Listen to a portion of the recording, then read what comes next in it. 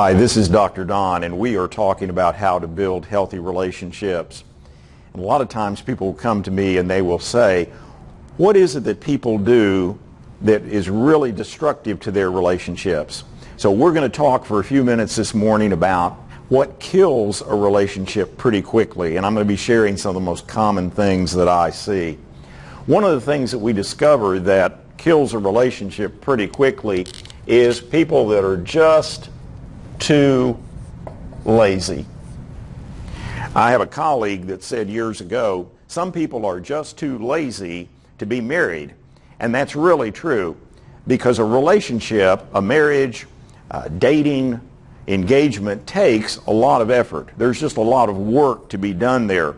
And so what we look for in a good partner is someone who is able to put in the hard work that it takes to build a relationship. And some people are just too lazy to do that. And what we like to say to folks is, if you're dating somebody and they're not putting in the work now, they're not going to be putting in the work later on.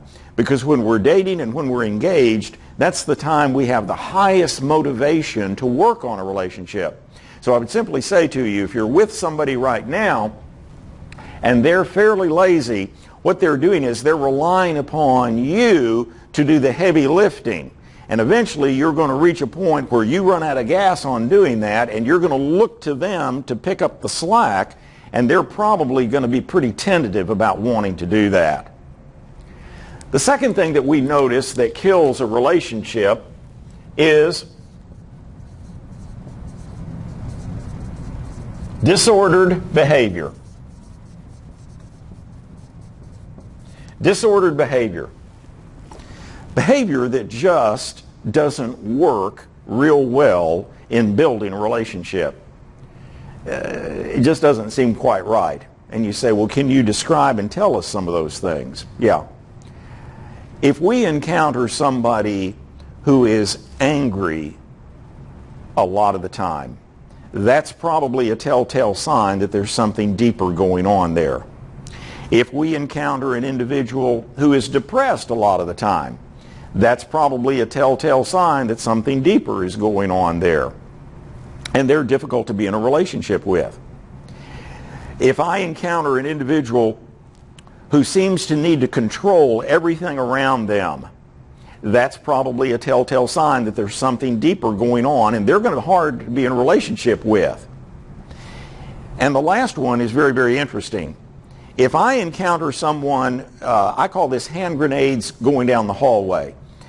If I encounter somebody that everybody around them is having difficulties and they seem to be just fine, that's probably a telltale sign. It's like you're walking down the hallway and every door they pass, they toss a hand grenade in there and it blows up, and they're walking on down the hallway acting like they didn't do anything.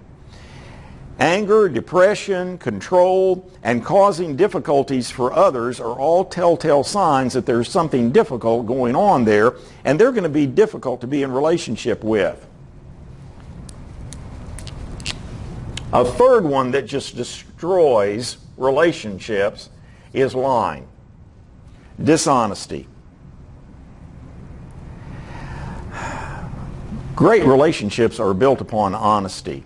They're built upon the capacity to be candid, to be kind, and to be truthful. And there are individuals that lie for a wide variety of reasons, and that lying makes it very difficult to build a solid relationship on, because solid relationships are built upon trust. And an individual that spends a lot of their time lying is just repeatedly destroying all the trust in that relationship. There are some people that lie continually. It's become such a pattern for them that they don't know how to do anything different. And there's some people that do it periodically. But for whatever reason, lying is going to be a deal killer. It's going to just absolutely kill a relationship. Similar to that, that's also just death to a relationship, is judgmentalism. Judgmentalism. Judgmentalism means to have and express negative opinions generally. Now, There are individuals that think they are the expert on everything, and they express those opinions widely. They can tell you about cars, they can tell you about politics, they can coach the local team, you name it, they can do it. And they're highly judgmental, and they spread that negativism everywhere they go. There's a difference between judgmentalism and an informed opinion. I'm a drummer. I've been a drummer since I was 5 years old, and when I hear drumming, live music, I can tell you if the individual is a percussionist, a drummer, or a thumper. Because I'm trained, I can have a trained opinion on that. But when I listen to a vocalist, I shouldn't have a judgmental opinion because I don't sing. And so judgmental people feel like their uninformed opinions are truth. And they don't understand why everybody around them doesn't really kowtow to those opinions. So we simply say judgmentalism makes a relationship awfully poisonous, awfully toxic, and awfully difficult to be in. Number 5 is what I call simplistic answers to complex problems. Simple answers.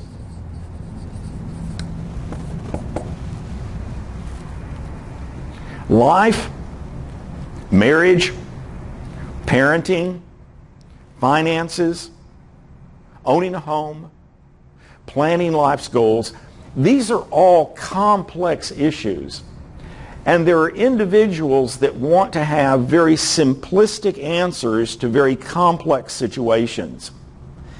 And it's very difficult to tackle very complex, important questions when you're thinking in very simplistic terms. When I was growing up, we had Crayola crayons. And my parents bought me a big box that had 300 crayons in 3 different rows, and you could pick out about 16 different greens. I had another box of crayons that had the 8 primary colors. And so you had red and yellow and blue and the 8 primaries. What I'm saying to you is that as we grow in adulthood, we need to move from the box of 8 primary colors to the box of 300 colors. Life, adulthood, marriage, and parenting require complex thinking. And people that can't do that are going to be very, very difficult to be in relationship with.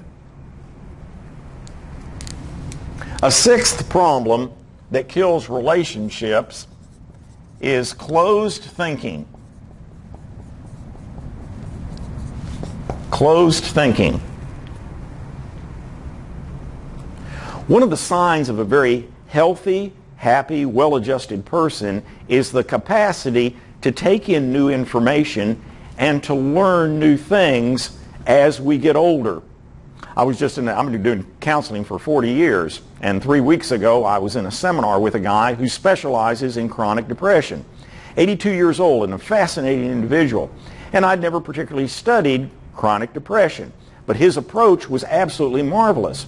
Now, if I'd sat there and gone, okay, I've been a counselor now my entire career, no one's going to tell me anything new, that's closed thinking. We all know individuals that operate that way. Open thinking is able to say, okay, I'm going to take in some new information, I'm going to look at this from a different perspective, I'm going to assume that I don't have all the answers, I am not all wisdom, I am not all knowledge, and I'm able to listen to somebody else and maybe learn from them. The most well-adjusted individuals, whether they're 20 or 50 or 80 years old that I've met in my lifetime, are individuals who are continual lifelong learners. The final sign of relationship killers is what we call triangulation.